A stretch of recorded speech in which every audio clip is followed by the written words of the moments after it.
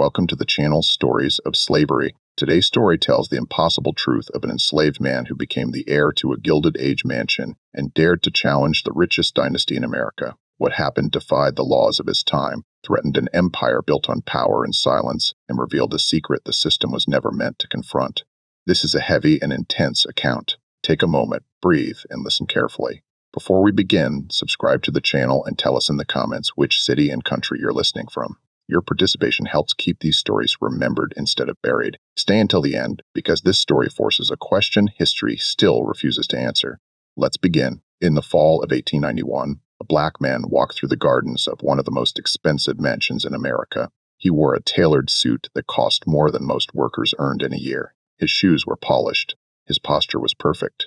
And when the armed guards surrounded him with their weapons drawn, he did not run. He did not beg. He simply smiled and said 7 words that would change everything. "Tell Theodore that Bessie's son came home." The guards froze. The head of security, a man named Patrick O'Brien, who had worked for the Harrington family for 15 years, felt his blood turn cold.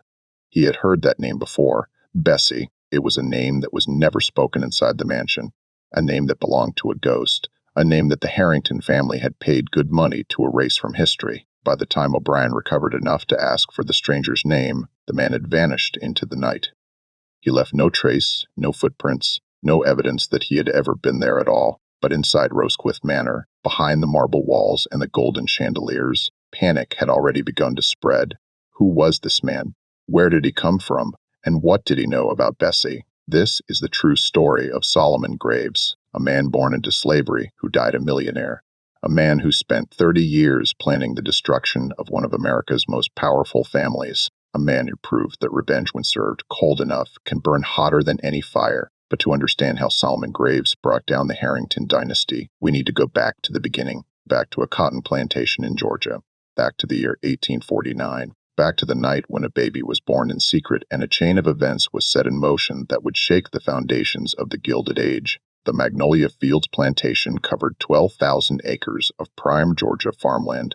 It was owned by Augustus Harrington II, the heir to a railroad fortune that stretched from Savannah to New York. Augustus was 32 years old in 1849. He had a wife named Helena who came from Old Charleston money. He had a son named Edward who was 5 years old. He had another son named Theodore who was only 2. And he had 347 slaves who worked his cotton fields from sunrise to sunset. Among those slaves was a woman named Bessie. Bessie was 24 years old. She had been born on the plantation and had never set foot outside its borders. Her mother had been a field hand who died of fever when Bessie was 9. Her father was unknown, as was the case for most slaves, but Bessie was different from the other workers at Magnolia Fields. She was beautiful in a way that made people stop and stare. Her skin was the color of honey. Her eyes were large and expressive, and she had been selected at the age of 16 to work inside the big house as a domestic servant. Working inside the big house was considered a privilege. The work was lighter, the food was better, the beatings were less frequent, but it came with dangers that field hands never had to face, dangers that Bessie understood all too well. Augustus Harrington first noticed Bessie when she was serving dinner to his guests on a hot summer evening in 1847. She was 22 years old. He was 30 years old and bored with his fragile wife, who seemed to be sick more often than she was healthy. The way Bessie moved through the dining room, graceful and silent, caught his attention. The way she kept her eyes down, but still managed to see everything, fascinated him. Within a week, he had arranged for her to be transferred to his personal study as a cleaner. Within a month, everyone in the slave quarters knew what was happening behind those closed doors. No one spoke about it, not out loud, not where anyone could hear, but they all knew. The other slaves saw how Bessie would return to the quarters late at night with her dress disheveled and her eyes empty. They saw how the master would send for her whenever his wife was visiting relatives late at night with her dress disheveled and her eyes empty. They saw how the master would send for her whenever his wife was visiting relatives. They saw and they understood, and they kept their mouths shut because speaking would mean death. In the spring of 1849, Bessie realized she was pregnant. She tried to hide it for as long as she could. She wrapped her belly with cloth. She wore looser dresses. She avoided being seen by the mistress of the house at all costs. But by August, there was no hiding it anymore. Her belly was too big. The baby was too close to coming, and everyone on the plantation was waiting to see what would happen. Helena Harrington, Augustus's wife, was not a stupid woman. She knew about her husband's visits to the slave quarters. She knew about Bessie, and when she saw Bessie's swollen belly, she knew exactly whose child it was. But Helena was also a practical woman. She came from a world where men did what men did, and wives looked the other way. Causing a scandal would only hurt herself. So, she did what women of her class did in those situations. She pretended not to see, she pretended not to know, and she waited for the problem to solve itself. The baby came on September 15, 1849, in a small cabin at the edge of the slave quarters. An old slave woman named Martha, who had delivered more than 100 babies in her 60 years of life, helped Bessie through the birth. It was a difficult labor. Bessie screamed for hours. The other slaves stood outside the cabin, listening, praying, hoping that the mother and child would survive. Just before midnight, a baby boy took his first breath. Bessie held him in her arms and cried, not from sadness, not from joy, from something in between. She knew where her son's life would be. He would be a slave like her. He would work the fields like her mother. He would suffer like everyone she had ever loved. But looking at his face, at his tiny fingers, at his eyes that were already showing a hint of gray, she made a decision. "Your name is Solomon," she whispered, "and one day you're going to be free." Old Martha, who was cleaning up after the birth, heard those words. She also noticed something else, something that made her pause. The baby's skin was lighter than Bessie's, much lighter, and those gray eyes were not the eyes of a slave. They were the eyes of Augustus Harrington. Martha had been on the plantation for 40 years. She had seen things. She had kept secrets. She knew how to survive, and she knew that this baby, this evidence of the master's sin, was in terrible danger. If Helena Harrington decided that the child was a threat to her own son's inheritance, she could have him sold or killed with a single word. So Martha did something that she had never done before. After Bessie fell asleep, exhausted from the birth, Martha took a small object from her pocket. It was a gold medallion that she had found in the master's study years ago, dropped and forgotten behind a bookshelf. The medallion had the initials A.N. engraved on it. Augustus Harrington. Martha had kept it hidden, not knowing why, just feeling that someday it might be important. That night she buried the medallion under an old oak tree at the edge of the property. She marked the spot with 3 small stones, and she made her own decision. If this child ever needed proof of who his father was, the proof would be waiting. Solomon Graves grew up in the shadow of the big house. He lived with his mother in a small cabin that had 1 window, 1 door, and a dirt floor. He ate cornmeal mush for breakfast and beans for dinner. He wore clothes that were patched and repatched until there was more patched than original fabric, and from the age of 5 he worked. His first job was carrying water to the field hands. He would wake before dawn, fill 2 wooden buckets from the well, and walk back and forth across the cotton fields until his arms felt like they were going to fall off. If he spilled water, he was beaten. If he was too slow, he was beaten. If he looked at a white person without lowering his eyes, he was beaten. This was his life. This was the only life he knew. But Bessie refused to let Solomon's spirit die. Every night, after the work was done and the overseers had gone to sleep, she would sit with him in their cabin and teach him things that slaves were forbidden to learn. She taught him to read using a Bible that she had stolen from the big house, 1 page at a time. She taught him numbers using pebbles and sticks. She taught him about the world beyond the plantation, a world that she had never seen but had heard about from other slaves who had been sold and bought and moved from place to place. "There's a whole country out there," she would tell him, "cities bigger than anything you can imagine, places where black people are free, where they own businesses and wear fine clothes and nobody can tell them what to do." Solomon would listen with wide eyes. "Can we go there, Mama?" Bessie would stroke his hair and smile sadly. "Someday, baby, someday." The plantation was surrounded by miles of wilderness. Runaway slaves were hunted with dogs and guns. Those who were caught were whipped until their backs were nothing but raw meat, and then they were put back to work as a warning to the others. Bessie had seen it happen. She had heard the screams. She knew that trying to run was almost certain death. So, she did the only thing she could do. She gave her son knowledge. She gave him hope, and she gave him a secret. When Solomon was 7 years old, Bessie told him the truth about his father. They were sitting by the creek that ran along the edge of the plantation. It was Sunday afternoon, the only time when slaves were allowed a few hours of rest. Solomon was throwing stones into the water, watching them skip across the surface. Bessie was watching him, building up the courage to say what she'd been wanting to say for years. "Solomon, baby, there's something I need to tell you." He looked at her with those gray eyes that were so much like his father's. "What is it, Mama?" She took a deep breath. "You know how the other children have fathers who live in the quarters with them? How they know who their daddies are. Solomon nodded. He had noticed that. He had wondered about it, but he had learned, like all slave children learned, that some questions were not safe to ask. Your daddy doesn't live in the quarter, Solomon. Your daddy lives in the big house. The boy was confused. The big house? But only white people live in the big house. Bessie took his small hands in hers. That's right, baby. Your daddy is a white man. Your daddy is Master Harrington. Solomon was too young to fully understand what that meant, but he understood enough. He understood why his skin was lighter than the other children's. He understood why the master sometimes looked at him with an expression that was half guilt and half something else. He understood why the mistress of the house would stare at him with cold hatred whenever he came near. He was different.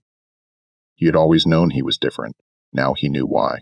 Does he know? Solomon asked. Does he know I'm his son? Bessie nodded. He knows, baby. He knows. Then why doesn't he help us? Why doesn't he set us free? Bessie pulled her son close and held him tight. Because that's not how this world works, Solomon. That's not how it works for people like us. But someday, baby, things are going to change. And when they do, I need you to remember who you are. You're not just a slave. You're not just property. You're the son of Augustus Harrington. And one day, they're going to know it.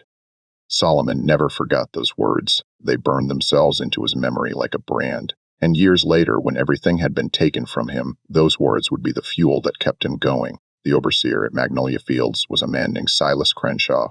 He was 45 years old, 6 feet tall, and had hands like slabs of meat. He had been working as an overseer for 20 years, first in Mississippi, then in Alabama, and finally in Georgia. He was known throughout the region as a man who could break any slave, no matter how stubborn. Plantation owners paid premium wages for his services. Silas took an immediate dislike to Solomon. It was not personal, at least not at first. Silas disliked all slaves. He considered them animals less than animals, tools that could talk, but had no more value than a plow or a mule. But Solomon was different. Solomon looked him in the eye when other slaves looked at the ground. Solomon asked questions when other slaves kept silent. Solomon had something in him that Silas recognized from his years of breaking men. Solomon had pride, and Silas Crenshaw was very, very good at destroying pride. The beating started when Solomon was 10 years old. Silas would find reasons, invent reasons, create reasons to punish the boy. Solomon brought water too slowly. Solomon looked at a white visitor wrong. Solomon was humming while he worked, which was disrespectful to the master's peace. Every offense, real or imagined, was met with the whip. The scars accumulated on Solomon's back like a map of suffering. By the time he was 12, his skin was a patchwork of raised welts and smooth burns. Each one had a story. Each one was a lesson in what it meant to be property. But Silas never managed to break Solomon's spirit. No matter how many times he beat the boy, no matter how much pain he inflicted, there was always something in Solomon's eyes that remained undefeated. A spark, a flame. Something that refused to die. That boy ain't right. Silas would tell the other white workers, got something wrong in his head. Look at the way he looks at you, like he's thinking things, like he's planning things. The other workers would nod and agree, because agreeing with Silas was the safe thing to do. But they all noticed the same thing. Solomon was not like the other slaves, and that made him dangerous. What none of them knew was that Silas had his own suspicions about Solomon's parentage. He had seen the boy's gray eyes. He had noticed the light skin. He had heard the whispers in the quarters about Bessie and the master, and he had put the pieces together. If Solomon was indeed Augustus Harrington's son, that made him a threat, not to Silas personally, but to the natural order of things. The idea that a slave could carry the blood of his master, could be half white, could potentially claim some kind of connection to the Harrington family, was an abomination. It went against everything that Silas believed about the separation of the races. So, he beat Solomon harder than he beat the others. He gave him the worst jobs. He made his life a living hell, because in Silas's mind, he was doing God's work. He was putting a mongrel in his place. He was maintaining the proper order of the world, and Solomon, for his part, absorbed every beating and stored it away in his memory. He remembered every blow, every insult, every drop of blood. He did not cry out. He did not beg for mercy. He simply endured and remembered and waited, because his mother had taught him that things would change someday. And when that day came, Solomon intended to be ready. The year 1861 changed everything. The Civil War began in April of that year when Confederate forces fired on Fort Sumter in South Carolina. Within weeks, the entire country was at war. The southern states, including Georgia, seceded from the Union. Young men marched off to fight, and on plantations across the South, slaves began to whisper about something they had never dared to hope for: freedom. Solomon was 12 years old when the war started. He did not fully understand what was happening, but he understood enough. He understood that people were fighting over whether or not slavery should exist. He understood that the Northern armies wanted to free the slaves, and he understood that if the North won, his life would never be the same. The war years were hard at Magnolia Fields. Most of the young white men had gone to fight, leaving the plantation short-staffed. Food became scarce as the Confederate Army requisitioned supplies. The slaves were worked harder than ever to make up for the missing workers. And Silas Crenshaw, who was too old to fight, became even more brutal as his frustration grew. But there was something else in the air, something that the slaves could feel but could not name. Hope, the possibility that the world they knew was coming to an end, that someday, maybe soon, they would wake up and be free. Augustus Harrington watched the war with growing dread. He was 50 years old now, and his health was failing. His railroad empire, which had once stretched across the South, was being destroyed by Union forces. Every week brought news of another bridge blown up, another depot burned, another line cut. His fortune, which had seemed so secure, was slipping through his fingers like sand. And in the quiet hours of the night, Augustus thought about Bessie, about Solomon, about the son he had never acknowledged, about the weight of his sins. Helen Harrington had died in 1858, finally succumbing to the illness that had plagued her for years. Augustus had not remarried. His legitimate sons, Edward and Theodore, were both serving in the Confederate Army. Edward was a captain, Theodore was a lieutenant. They were fighting to preserve a way of life that their father had built, fighting to keep people like Solomon in chains. One evening in the spring of 1862, Augustus did something that no one expected. He called his lawyer to the plantation and dictated a new will. The lawyer, a nervous man named Samuel Whitfield, listened with growing alarm as Augustus spoke. The will contained the usual provisions. The plantation would go to Edward, the eldest son. The railroad interests would go to Theodore. Various sums would be distributed to distant relatives and charitable organizations, but then Augustus added a clause that made Whitfield's pen freeze in midair. I wish to acknowledge my natural son, born to the slave woman Bessie in 1849. Upon my death, Solomon is to be freed from bondage and granted the sum of $50,000 to be held in trust until he reaches the age of 40. Whitfield looked up from his paper. Sir, I must advise you, this clause is highly irregular. It could be contested. It could cause scandal. Augustus waved his hand dismissively. I don't care about scandal. I'm dying, Whitfield. I can feel it in my bones. And I'll be damned if I face my maker without trying to make things right. But, sir, the other provisions, your legitimate sons, my legitimate sons, will inherit everything else. This is a pittance compared to what they're getting, but it's something. It's an acknowledgement that the boy exists, that he matters, that he's my blood. Whitfield had no choice but to comply. He wrote down Augustus's words, had the document signed and witnessed, and locked it away in his office safe. He hoped, for everyone's sake, that the will would never see the light of day, that Augustus would recover and change his mind, that the war would end and things would go back to normal. But things were never going to be normal again. The night of March 12, 1863, started like any other night at Magnolia Fields. The slaves finished their work at sundown, ate their meager dinners, and went to sleep in their cabins. The moon was full, casting silver light across the cotton fields. The air was warm for March, with a hint of the summer heat to come. Solomon was 14 years old. He had grown tall for his age, with broad shoulders and strong arms from years of hard labor. He slept in the same cabin as his mother, on a straw mattress that was more whole than mattress. The sound of crickets drifted through the window. The smell of wood smoke hung in the air. He was dreaming when the scream started. Solomon's eyes snapped open. For a moment he was confused, not sure if the screams were part of his dream or something real. Then he smelled the smoke and he knew fire. He jumped off his mattress and looked around the cabin. His mother's bed was empty. The door was open, and outside he could see orange light flickering against the darkness. Their cabin was on fire. Solomon ran outside, coughing from the smoke that was already filling his lungs. The entire front wall of the cabin was engulfed in flames. The fire was spreading fast, climbing up the dry wooden walls like a living thing. And somewhere in that inferno, his mother was screaming, "Mama." Solomon ran toward the cabin, but the heat drove him back. The flames were too intense. He could not see anything through the wall of fire. "Mama," he tried again, shielding his face with his arms, forcing himself closer to the burning structure. His skin blistered from the heat, his eyes watered from the smoke. But he kept going, kept pushing because his mother was in there, and he had to save her.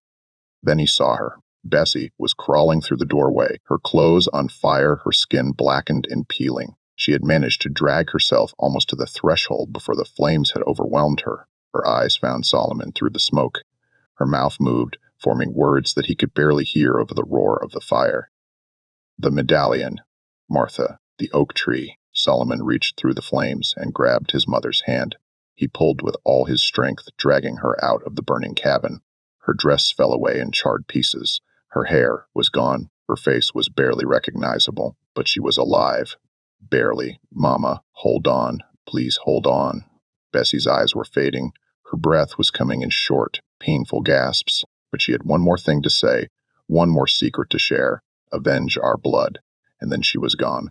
Solomon held his mother's body in the dirt outside the burning cabin. He did not cry. He did not scream. He simply sat there, holding her while the fire consumed everything they had owned. The other slaves gathered around watching, not knowing what to say or do. This kind of thing happened. Fires broke out. People died. It was the nature of life on a plantation. But Solomon knew something that the others did not. He had seen something in the moments before the fire started.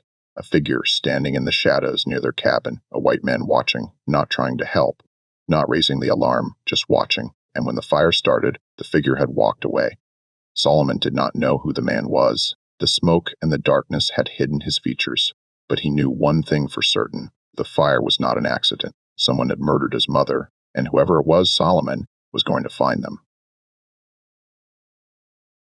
The days after Bessie's death passed in a blur of grief and rage. Solomon buried his mother in the slave cemetery at the edge of the plantation in an unmarked grave that looked just like all the others. He did not have money for a headstone. He did not have permission to hold a proper funeral. He simply dug a hole, lowered her body into the earth, and covered it with dirt. The other slaves left him alone. They understood grief. They had all experienced it multiple times in their lives, losing parents, children, spouses, friends, all taken by death or by sale or by the casual cruelty of their masters. Grief was as common as hunger on a plantation, but Solomon's grief was different. It was cold, hard, focused. He spent hours thinking about the figure he had seen that night, trying to remember details, trying to piece together clues. The man had been tall. He had been wearing dark clothes, and there was something about the way he stood, the way he moved, that seemed familiar. Then 3 days after the fire, Solomon remembered something. Old Martha, his mother's last words, had mentioned Martha. The oak tree, the medallion. Solomon did not know what any of it meant, but he knew that Martha might have answers. He found her in the evening after work, sitting outside her cabin and smoking a pipe. Martha was over 60 now, ancient by slave standards. Her hair was completely white. Her face was a network of wrinkles, but her eyes were still sharp, still watching, still seeing everything. "Miss Martha," Solomon said, approaching her carefully, "can I talk to you?" Martha looked at him for a long moment. She had been expecting this visit. She had been expecting it for 14 years. "Sit down, child." Solomon sat. "Your mama told you about the oak tree, didn't she?" He nodded. Martha took a long drag from her pipe. "I've been keeping something for you, Solomon. Keeping it since the night you was born. I always knew this day would come. I just hoped it wouldn't come so soon." She told him about the medallion, about the initials, about how she had buried it under the oak tree at the edge of the property marked by 3 stones. She told him about Augustus Harrington, about the affair, about everything she had seen and heard over the years. But there was something else, something even more important. Inside that medallion, child, there's a key. A tiny little key hidden in the back. I don't know what it opens. Never did figure it out. But your mama knew. She told me once that it was the key to everything. The key to bringing the Harringtons down. Solomon's heart was pounding. "What does it open?" Martha shook her head. "I don't know. Your mama never told me, but she said that when the time was right, you would know. You would figure it out." "How am I supposed to figure it out? I'm just a slave. I can't even leave this plantation." Martha reached out and took Solomon's hand. Her grip was surprisingly strong. "You ain't just a slave, Solomon. You're Augustus Harrington's son. You got his blood in your veins, and one day that blood is going to mean something. One day you're going to use it to destroy everything he built." She paused, her eyes boring into his. "But not yet. You're too young, too weak.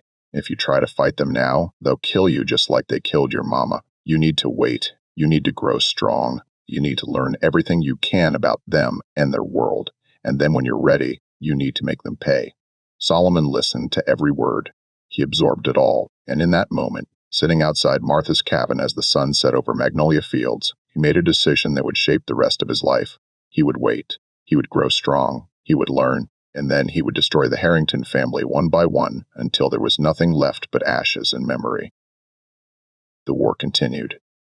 The Union armies pushed deeper into the South, and at Magnolia Fields, things were falling apart.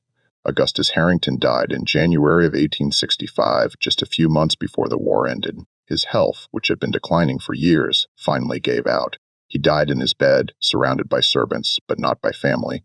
His sons were still fighting. His wife was long dead, and the son he had never acknowledged was working in the fields, not knowing that his father had taken his last breath. The will that Augustus had written was read by Samuel Whitfield 3 days after the funeral. Edward and Theodore Harrington, both of whom had received emergency leave to attend their father's burial, sat in the lawyer's office and listened as their inheritance was detailed. Edward received the plantation. Theodore received the railroad interests. Various sums were distributed to relatives and charities.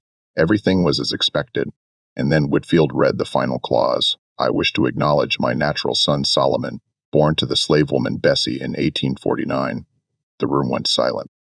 Edward and Theodore looked at each other. Neither of them spoke, but their faces told the whole story. Shock, disgust, and something else. Fear. This is preposterous, Theodore finally said. Our father would never have written such a thing. He was not in his right mind. Whitfield shifted uncomfortably. I assure you, Mr. Harrington, your father was of sound mind when he dictated this will. I witnessed it myself. Then you witnessed a fraud. Edward said, his voice was cold, controlled. This document is clearly a forgery. Some scheme by abolitionists to embarrass our family. Sir, I must protest. You must do nothing, Theodore interrupted. This will is invalid. The clause about the slave is especially invalid as it violates numerous laws regarding the disposition of property. We will not honor it. Whitfield knew that arguing was pointless. He had seen that look in the Harrington brothers' eyes before. It was the look of men who were used to getting what they wanted by any means necessary. What do you wish me to do with the document? He asked. Edward and Theodore exchanged another glance. A silent communication passed between them. Destroy it, Edward said. Burn it. Pretend it never existed. And so Samuel Whitfield, lawyer, witness, and coward, did exactly that. He took the will that acknowledged Solomon as Augustus Harrington's son, the will that would have given him freedom and $50,000, and he burned it in his office fireplace. The ashes floated up the chimney and disappeared into the night sky, and Solomon, still working in the fields, never knew how close he had come to a different life. The war ended in April of 1865. Robert E. Lee surrendered to Ulysses Grant at Appomattox Courthouse, and the Confederacy collapsed. Within weeks, Union soldiers arrived at Magnolia Fields and informed the slaves that they were free. Solomon was 15 years old. He had spent his entire life in bondage, never traveling more than a mile from the place where he was born, and suddenly, impossibly, he was told that he could go anywhere, do anything, be anyone. The other slaves celebrated. They sang, they danced, they hugged each other and cried tears of joy. For them, this was the moment they had dreamed about for generations, the day when they would finally be treated as human beings. But Solomon did not celebrate. He stood apart from the others, watching the Union soldiers with suspicious eyes. He had learned not to trust white people. He had learned that freedom could be a trick, a trap, another way to hurt you when you least expected it. And besides, he had unfinished business. Before he left Magnolia Fields forever, Solomon went to the oak tree that Martha had told him about. He dug beneath its roots, following the directions she had given him, and found the medallion. It was tarnished from years in the earth, but the initials Ah were still visible. And when he opened the back, just as Martha had described, he found the tiny key hidden inside. Solomon held the key in his palm and stared at it. This small piece of metal was somehow connected to his mother's death. It was connected to the Harringtons. It was connected to a secret that someone had killed to protect. He did not know what the key opened. He did not know how he would find out, but he made a promise to himself and to his mother's memory. He would discover the truth. He would use it to destroy the Harringtons, and he would make them suffer the way they had made his mother suffer. With the medallion around his neck and the key in his pocket, Solomon Graves walked off the Magnolia Fields plantation for the first and last time. He did not look back. He did not say goodbye. He simply walked north toward a future that he could not imagine, carrying the past with him like a weight. He was 15 years old. He owned nothing but the clothes on his back. He knew no one in the world outside the plantation. And he was going to war, a war that would last 30 years. a war that he intended to win. The years after the war were brutal for former slaves. Freedom, it turned out, was not the same as safety. It was not the same as food. It was not the same as shelter. Across the South, millions of black men, women, and children found themselves released from bondage, but abandoned to a hostile world that wanted them dead. Solomon Graves walked north with nothing but determination. He traveled at night to avoid the bands of white men who roamed the countryside, hunting freed slaves for sport. He ate whatever he could find, berries, roots, animals that he caught with his bare hands. He slept in ditches and abandoned barns, always with one eye open, always ready to run. It took him 3 weeks to reach Savannah. The city was chaos. Union soldiers patrolled the streets. Freed slaves crowded into makeshift camps, waiting for help that never came. Disease spread through the camps like wildfire. People died every day from cholera, typhoid, and simple starvation. Solomon did not stay in the camps. He had seen enough death. He wanted life. He found work at the Savannah docks, loading and unloading ships for 12 hours a day. The pay was terrible, just a few cents per day, but it was more money than he had ever seen. He saved every penny. He ate the cheapest food he could find. He slept in a corner of a warehouse using a pile of rope as a bed, and every night before he went to sleep, he took out the medallion and looked at the key hidden inside. He did not know what had opened. He did not know how to find out, but he knew that someday, somehow, he would discover the truth. 5 years passed. Solomon learned to read properly during those years. He founded a church for black people that offered classes in the evenings. An old preacher named Reverend Thomas taught him to read the Bible, then Shakespeare, then newspapers, then legal documents. Solomon absorbed knowledge like a sponge absorbs water. He was hungry for it, desperate for it. He understood that knowledge was power, and power was what he needed to destroy the Harringtons. He also learned about business. Working at the docks, he watched how money moved. He watched how ships brought goods from one place and sold them in another. He watched how white men got rich by buying low and selling high, while black men did all the work and got nothing. By 1870, Solomon had saved enough money to make his first investment. He bought a small share in a coal shipment heading to Baltimore. The investment was risky.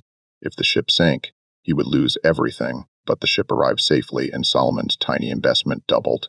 He reinvested the profits and doubled them again. This was the beginning of Solomon's transformation from a former slave into something that the world had never seen before. A black man with money, a black man with power, a black man who was going to use that power to burn down everything that the Harrington family had built. Solomon moved to Baltimore in 1870. He was 21 years old, and he had almost $1,000 saved, an enormous sum for a black man in those days. But he knew that $1,000 was nothing compared to what the Harringtons had, nothing compared to what he would need to destroy them. So he kept working, kept saving, kept investing. He changed his name during his first year in Baltimore. Solomon Graves was a slave name, a name that marked him as property, a name that would follow him like a chain for the rest of his life. He needed a new name, a name that belonged to a free man, a name that commanded respect. He chose Samuel Grayson. The name had no particular meaning. He simply liked the sound of it. Samuel was a biblical name, strong and dignified. Grayson reminded him of his gray eyes, the eyes that marked him as Augustus Harrington's son. Together, the names created a new identity, a blank slate, a man with no past and an unlimited future. Samuel Grayson began to build his empire. He started with coal, the same coal that powered the steam engines on the Harrington railroads. There was a certain irony in that, and Solomon appreciated irony. Every ton of coal that he sold was another brick in the wall he was building, another weapon in his arsenal. He bought shares in coal mines. He bought ships to transport coal. He bought warehouses to store coal. Within 5 years, he controlled a significant portion of the coal trade in the mid-Atlantic region. Within 10 years, he was one of the largest coal merchants on the East Coast. But he did not stop there. He invested in steel, in shipping, in real estate. He bought buildings in Baltimore, in Philadelphia, in New York. He hired lawyers, white lawyers, who did not know that their employer was a former slave, to manage his business affairs. He created a network of companies and trusts that hid his true identity behind layers of paperwork. To the outside world, Samuel Grayson was a mysterious figure. Some said he was from Brazil, others said he was from the Caribbean. A few whispered that he had mixed blood, that one of his parents was white, but no one knew the truth. No one suspected that Samuel Grayson had once been Solomon Graves, a slave boy from a Georgia plantation. And that was exactly how Solomon wanted it. During all those years of building his fortune, Solomon never forgot his mission. He gathered information about the Harrington family like a general gathering intelligence before a battle. He learned that Edward Harrington, the eldest brother, had died in 1878. The official story was that it was a hunting accident. Edward had been out with his brother Theodore when his gun had accidentally discharged, killing him instantly, but Solomon did not believe in accidents, not when the Harringtons were involved. He hired private investigators to dig into the case. He bribed servants and former employees. He pieced together a picture of what had really happened that day in the woods. The truth was ugly, but not surprising. Edward and Theodore had been fighting for years about the direction of the family business. Edward wanted to modernize, to invest in new technologies, to treat workers better. Theodore wanted to squeeze every penny of profit out of their existing operations, no matter the cost. The brothers hated each other with a hatred that only family can produce. And then, during a hunting trip in the mountains of Virginia, Edward's gun had accidentally discharged at point-blank range, blowing half his head off. Theodore had been the only witness. Theodore had been the one to bring the body back. Theodore had been the one to arrange the funeral, inherit everything, and take control of the Harrington empire. Solomon knew murder when he saw it. Theodore had killed his own brother to become the sole heir, and he had gotten away with it because he was rich and white and powerful. The discovery did not surprise Solomon. It did not even make him angry. It simply confirmed what he already knew. The Harringtons were monsters. They would destroy anyone who got in their way, even their own blood, which meant that Solomon would have to be very, very careful.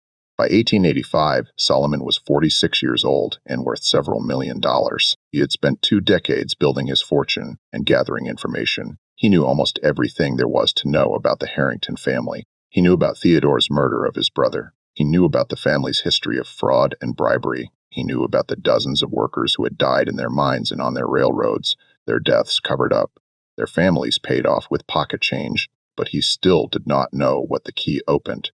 The tiny key from the medallion had haunted him for over 20 years. He had tried hundreds of locks, thousands of locks, any lock that might have a connection to the Harringtons. Nothing worked. The key remained a mystery, and without knowing what it opened, Solomon felt like he was missing the final piece of the puzzle. Then, in the summer of 1886, a woman came to see him. Her name was Josephine Dequa. She was 50 years old, elegant, well-dressed, and black. She had been a slave at Magnolia Fields, working in the big house as a seamstress. She had known Bessie. She had known Solomon as a child, and she had spent the 20 years since the war building a new life for herself in Boston, running a successful dress shop that catered to wealthy white women. Josephine had tracked Solomon down through his business network. It had taken her months to penetrate the layers of secrecy that he had built around himself. But she was persistent, and she had information that she knew he would want. "I know what that key opens," she said. They were sitting in Solomon's private office in Baltimore. The door was locked. The windows were closed. Solomon had dismissed all his servants. Whatever Josephine had to say, he wanted no witnesses. "Tell me," he said. Josephine leaned forward. "There's a hidden compartment in Augustus Harrington's study, a safe built into the wall behind a painting. Nobody knows about it except the family. I only found out because I was mending curtains in the study one day and I saw Theodore opening it. He didn't know I was there." Solomon's heart was pounding. "What's inside the safe?" "A book, a black leather book. Theodore calls it the family's insurance policy. It contains records of every crime the Harringtons have ever committed. Bribes, murders, fraud, everything. Augustus started keeping it decades ago as protection against anyone who might try to betray him. If he went down, he wanted to take everyone else with him. And the key?" Josephine smiled. "The safe has 2 locks. One is a combination lock that only Theodore knows. The other is a key lock, a very unusual key lock with a tiny mechanism that Augustus designed himself." She pointed at Solomon's chest where the medallion hung beneath his shirt. "That key is the only one of its kind. Augustus gave it to your mother, probably as some twisted form of love token. He never imagined she would keep it, never imagined she would pass it to her son. And he certainly never imagined that her son would come back to claim what was his." Solomon sat in silence for a long moment. Everything was falling into place. The key, the safe, the book. After more than 20 years of searching, he finally understood what his mother had known, what she had died for. The black book was the weapon he needed. It contained proof of everything the Harringtons had done. With that book, he could destroy them. He could expose their crimes to the world. He could make them pay for his mother's murder. But there was a problem. "The safe has 2 locks," he said. "I have the key, but I don't have the combination." Josephine nodded. "That's why I came to you. I don't know the combination either, but I know someone who might. Someone who hates Theodore Harrington almost as much as you do. Who? His wife, Catherine. Catherine Harrington was the daughter of a Boston shipping magnate named William Ashford. She had married Theodore in 1875 when she was 19 years old, and Theodore was 32. It was an arranged marriage designed to merge two powerful families and create an even more powerful business alliance. From the outside, Catherine appeared to be the perfect wife. She hosted parties. She organized charities. She smiled and nodded and said all the right things. But behind closed doors, her life was a nightmare. Theodore was a cruel man. He had been cruel as a child, torturing animals and bullying servants. He had been cruel as a young man, using his family's money to escape the consequences of his violence. And he was cruel as a husband, treating Catherine like property rather than a partner. He controlled every aspect of her life. He told her what to wear. He told her who she could talk to. He told her when she could leave the house and when she had to stay.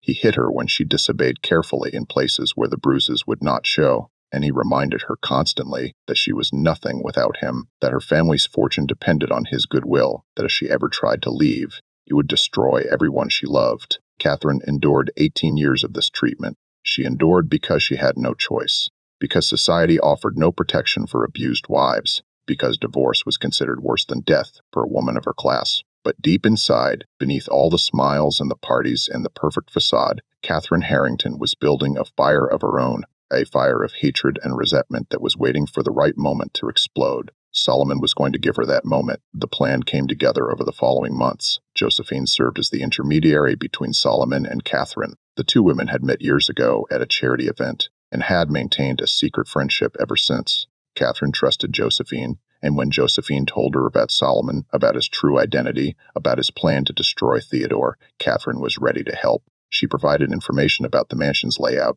She provided details about Theodore's schedule. She provided the names of servants who could be bribed and guards who could be avoided, but she could not provide the combination to the safe. Theodore has never told me, she explained in a letter that Josephine delivered to Solomon. He keeps it locked in his memory, but I believe I know someone who might know. His mother, Edith. Edith Harrington was Augustus's second wife. He had married her in 1859 after Helena's death, more for companionship than for love. She was 81 years old now, frail and largely confined to her rooms in Rosecliff Manor. Theodore kept her around because getting rid of her would look bad, but he paid her no attention. He assumed she was senile. He assumed she knew nothing. He was wrong. Edith had been watching, listening, remembering. For decades, she had observed the crimes of her husband and stepson. She had kept silent out of fear. But now, at the end of her life, she was tired of being afraid. She wanted to see justice done before she died, and she was willing to help Solomon make it happen. Catherine arranged a meeting. Solomon arrived at Rosecliff Manor on a night in late September 1891. He came through the servants' entrance dressed in the simple clothes of a delivery man. Catherine met him at the door and led him through back passages and hidden stairways to Edith's private rooms. The old woman was waiting for him. Edith Harrington was tiny, barely 5 feet tall, with white hair and skin like paper, but her eyes were sharp, clear, intelligent. She looked at Solomon for a long moment, studying his face, his eyes, the shape of his jaw. "You have Augustus's eyes," she finally said. "I noticed it the moment I first saw you at the charity ball last month. Those gray eyes. I spent 40 years looking at those eyes. I would know them anywhere." Solomon sat down in the chair that Catherine offered him. "You know who I am. I know exactly who you are. You're the son he never acknowledged, the child he was too cowardly to claim, the reminder of his sins that he tried to burn away." Solomon's body went rigid. "What do you know about the fire?" Edith's face twisted with old pain. "I know everything. I was there that night, not at the cabin, but in the big house. I saw Theodore talking to Silas Crenshaw earlier that evening. I saw money change hands, and I saw Theodore watching from his window when the flames started." The world seemed to stop. Solomon had always suspected that his mother's death was murder, but he had never been able to prove it. He had never known who was responsible. Now he knew. "Theodore killed my mother." Edith nodded slowly. "He was afraid. His father had been talking about changing the will, about acknowledging you. Theodore couldn't allow that. He couldn't risk sharing the inheritance with a slave son. So, he paid Creenaw to start the fire, to eliminate the threat." Solomon's hands were shaking, not from fear, from rage. Pure white-hot rage that he had kept buried for 30 years. "Why didn't you say anything? Why didn't you stop him?"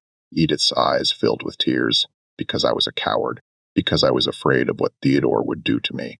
Because I told myself that it wasn't my business that slaves died all the time. That one more death didn't matter. She reached out and took Solomon's hand. I was wrong. I'd spent 40 years knowing I was wrong, and I want to make it right before I die. She reached into her dress and pulled out a folded piece of paper. This is the combination to the safe. I watched Augustus open it 100 times. I memorized the numbers without him knowing. Solomon took the paper with trembling fingers. There's more, Edith continued. Inside the safe, along with the black book, there's something else. A document that Augustus wrote before he died. A second will. A second will. The first will, the one that acknowledged you, was destroyed by Samuel Whitfield after Augustus died. Theodore and Edward forced him to burn it, but Augustus didn't trust Whitfield. He made a copy himself and hid it in the safe, a copy that nobody knows about except me. Solomon could barely breathe. Are you saying that there's legal proof that I'm Augustus Harrington's son, that I was supposed to inherit? Edith nodded. The will specifies that you are entitled to half of all Harrington assets. It also specifies that you must claim your inheritance by your 40th birthday, or the provision becomes void. Solomon's heart sank. I'm 42 years old. Yes, the legal deadline has passed. You cannot claim the inheritance through the courts. Edith squeezed his hand, but the will still proves who you are. It proves that Augustus acknowledged you as his son, and combined with the Black Book, it proves that Theodore killed your mother to prevent you from claiming what was rightfully yours. Solomon understood. The legal battle was lost, but the court of public opinion was still open. If he could expose the Harringtons' crimes, if he could show the world what they had done, he could destroy them just as completely as any lawsuit. Maybe more completely. There's one more thing, Edith said. I need you to promise me something. What? My granddaughter, Lily, she's 17 years old. She's the only innocent person in this family. Theodore is planning to marry her off to a business associate, a horrible man 3 times her age. I need you to protect her. When you bring down the Harringtons, I need you to make sure that Lily escapes. Can you promise me that? Solomon looked into the old woman's eyes and saw something he had not expected. Love. Genuine love for her granddaughter, the only pure thing left in this family of monsters. I promise, he said. Edith smiled. It was the first real smile she had allowed herself in years. Then go take the combination, find the book, and burn them all to the ground. The plan was set for the Harrington Autumn Ball, scheduled for October 2nd, 1891. It was the biggest social event of the Newport season. 500 guests, the cream of American society, newspaper reporters from every major publication, the perfect stage for Solomon's revelation. But Theodore Harrington was not a fool. He had survived this long by being paranoid, by trusting no one, by eliminating threats before they could grow. And he had noticed that something was wrong. There was a stranger in Newport, a wealthy black man named Samuel Grayson, who had appeared out of nowhere, a man who asked too many questions, a man who seemed to be everywhere the Harringtons were. Theodore hired a detective named Malcolm Vance to investigate. Vance was ex-Pinkerton, one of best in the business. He had spent 20 years tracking down criminals, exposing secrets, destroying lives. He was expensive and he was effective. Within 2 weeks, he had uncovered the truth. Samuel Grayson did not exist before 1870. His entire identity was a fabrication, and beneath that fabrication was a former slave from Magnolia Fields named Solomon Graves. Theodore received the report on September 28th, 4 days before the ball. He acted immediately. That night, a group of armed men broke into Solomon's rented mansion. They beat him. They dragged him to a warehouse on the Newport docks. They tied him to a chair and waited for their employer to arrive. Theodore Harrington walked into the warehouse just after midnight. He was dressed in evening clothes, having come directly from a dinner party. His eyes were cold. His smile was cruel. "So, you're the bastard," he said, circling Solomon's chair. "The son of the slave my father liked to visit. I thought you died in the fire with your mother." Solomon's face was bloody. His ribs were cracked, but his voice was steady. "Sorry to disappoint you." Theodore laughed. It was not a pleasant sound. "You've caused me a lot of trouble, Solomon, a lot of worry.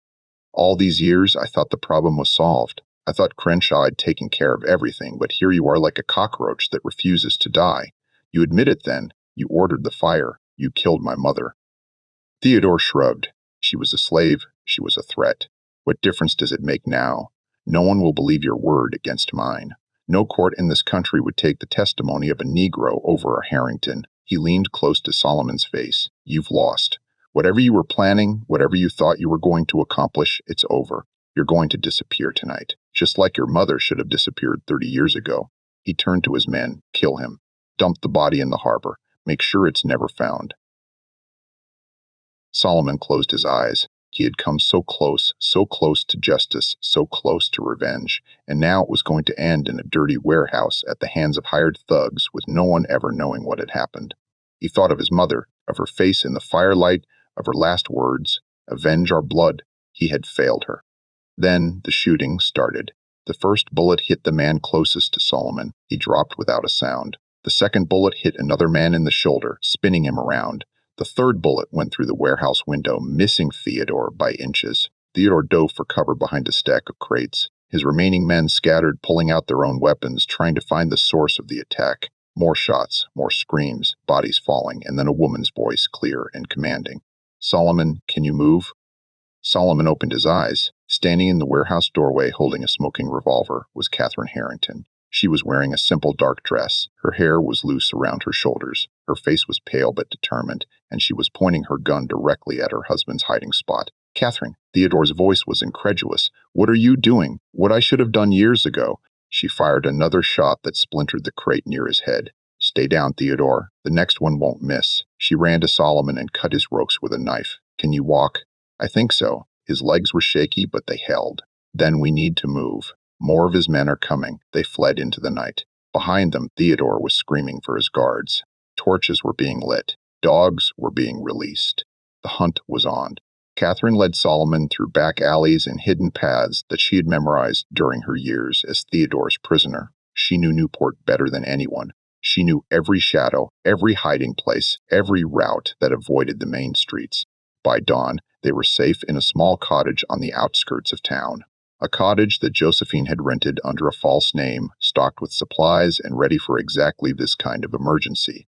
Solomon collapsed onto a bed, his body screaming with pain. Catherine cleaned his wounds with water and cloth, working with the efficiency of someone who had treated injuries before. "How did you know?" Solomon asked. "How did you know where to find me?"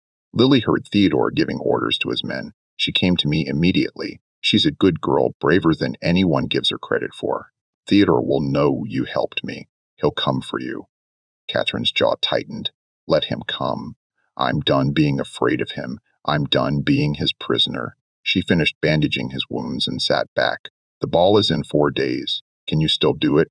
Can you still expose him?" Solomon thought about the combination in his pocket. The safe, the black book, the second will. Everything he needed was still waiting for him inside Rosecliff Manor.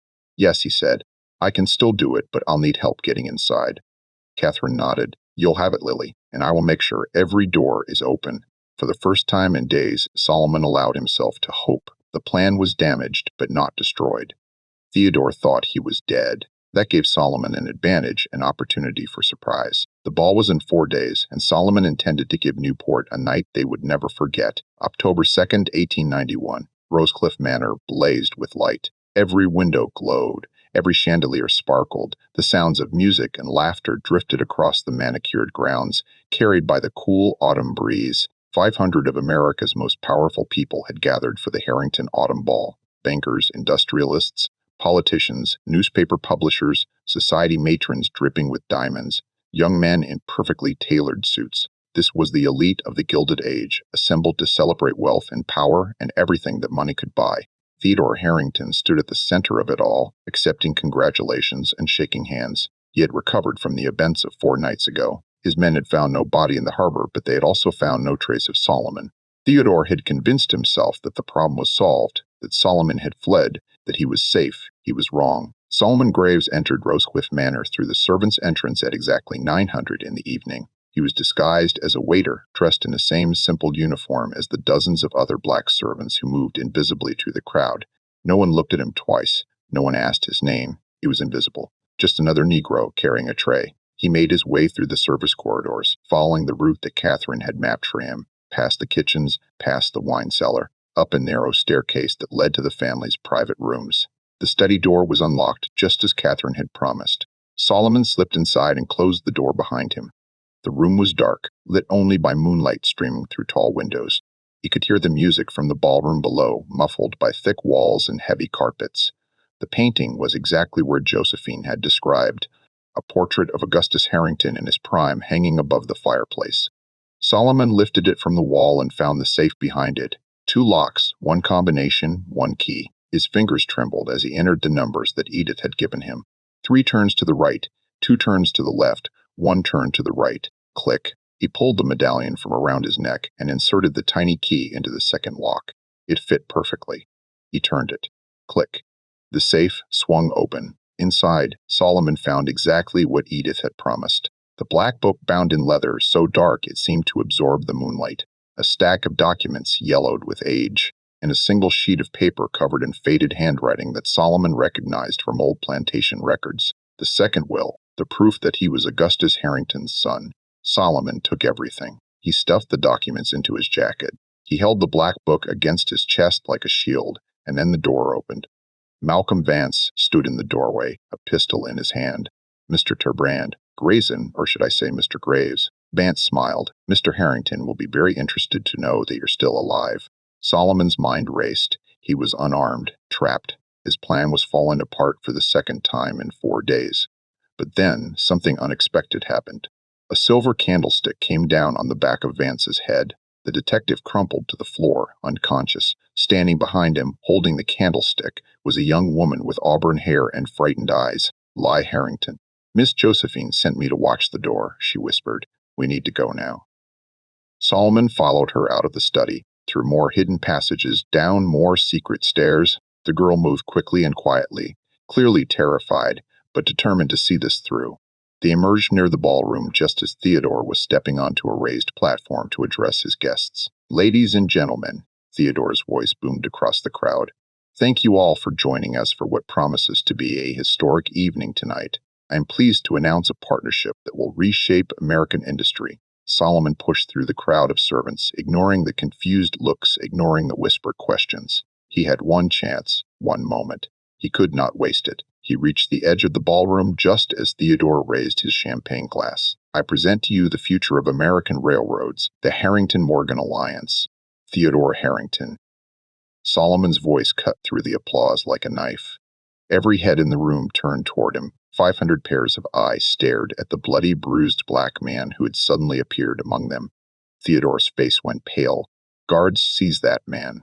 But Solomon was already moving. He pushed past the guards, vaulted onto the platform, and stood face to face with the man who had murdered his mother. My name is Solomon Graves, he announced to the stunned crowd. Son of Bessie Graves, son of Augustus Harrington, and I have a story to tell. The ballroom was silent, not the comfortable silence of a pause in conversation, the shocked silence of people confronted with something they could not understand. Solomon opened the black book. Page 1, January 1852. Bribe paid to Judge William Mercer, Augusta County, to dismiss charges of assault against Augustus Harrington. Amount $5,000. Murmurs rippled through the crowd. Page 17, March 1858. Payment to Pinkerton agents to intimidate union organizers at the Harrington Railyard in Baltimore. 3 workers hospitalized, 1 worker dead. The murmurs grew louder. Page 47, March 12, 1863. Solomon's voice cracked slightly. Order given to Overseer Silas Crenshaw to eliminate the slave Bessie and her son. Method, fire. Result, Bessie killed. Son escaped. Gasps, shocked faces, women covering their mouths. Theodore lunged forward. This is lies. This man is a fraud, a criminal.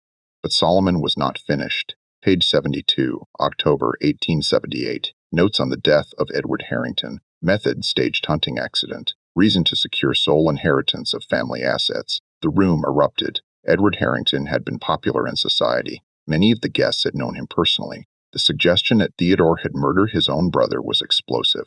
Theodore grabbed Solomon's jacket.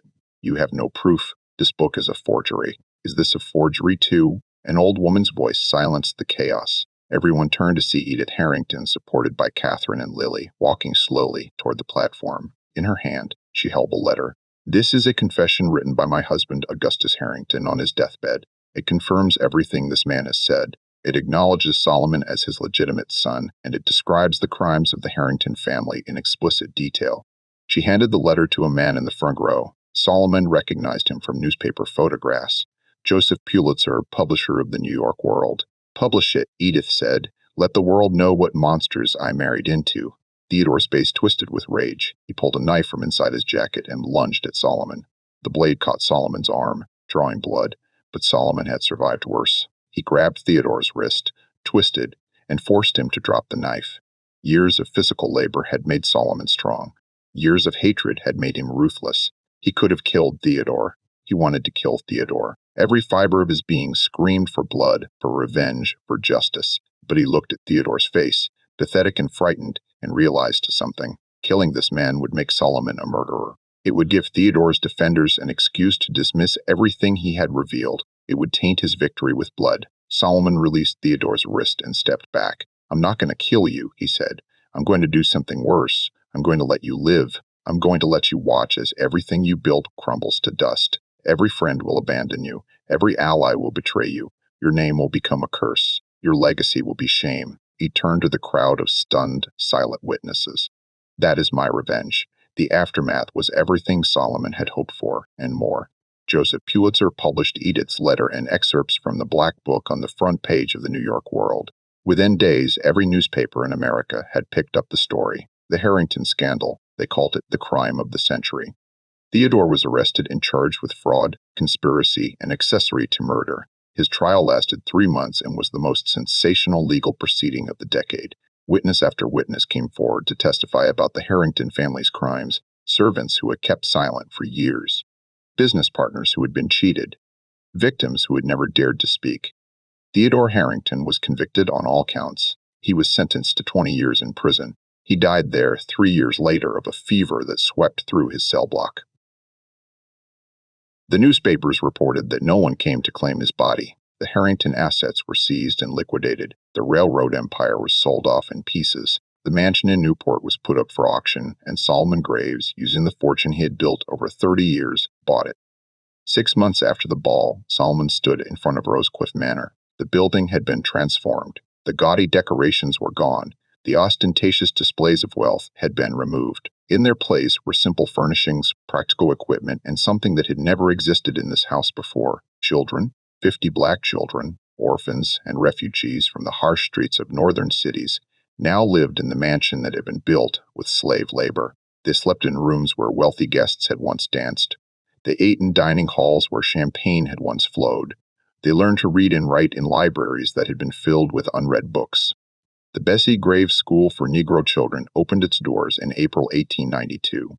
Solomon had hired the best teachers he could find. He had stocked the library with thousands of books. He had equipped workshops for learning trades. He had created something that the Harringtons could never have imagined: a place where the descendants of slaves could become doctors, lawyers, teachers, leaders. A place where his mother's dream could finally come true. On the day the school opened, Solomon hung a bronze plaque by the front entrance. The plaque read, "In memory of Bessie Graves, 1825-1863. Slave, mother, hero, she dreamed of a world where her son would be free. This building is that dream made real. May every child who enters these doors carry her spirit forward into the future." Solomon lived for another 30 years. He saw the school grow from 50 students to 500. He saw his graduates become doctors who healed the sick, lawyers who fought for justice, teachers who educated the next generation. He saw the world begin to change slowly and painfully towards something better. He never married. He never had children of his own. The students at his school became his family. They called him Uncle Solomon and later Grandpa Solomon. They sat at his feet and listened to his stories about the old days, about slavery and freedom and the long road in between. On his deathbed in 1922, surrounded by children and grandchildren of students he had taught, Solomon spoke his final words. "Mama," he whispered, "I did it. I kept my promise." He was buried next to the oak tree where Martha had hidden the medallion 73 years before. His tombstone was simple, just a name and 2 dates, but beneath the dates, at Solomon's request, was carved a single sentence: "The truth will make you free." The Bessie Graves School continued to operate until 1954, when it merged with other institutions following the Brown versus Board of Education decision. Over 6 decades, it educated more than 10,000 students.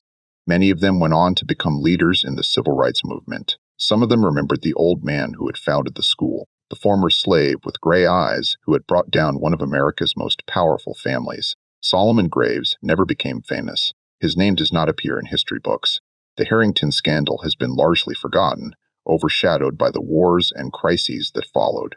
But his legacy endures. Every black doctor who heals a patient, every black lawyer who wins a case, every black teacher who inspires a student, They are all in some way the children of Solomon Graves, the descendants of his dream, the proof that one man's courage can change the world. The Harringtons built their empire on cruelty and greed. They believed that money and power could protect them from justice forever. They were wrong. Solomon Graves proved that the truth cannot be buried, that justice cannot be bought, that the sins of the past will always catch up with those who commit them. He proved that revenge is not about destroying your enemies. It is about building the world they tried to deny you. It is about turning your pain into purpose. It is about living so fully that their memory fades, while yours becomes eternal.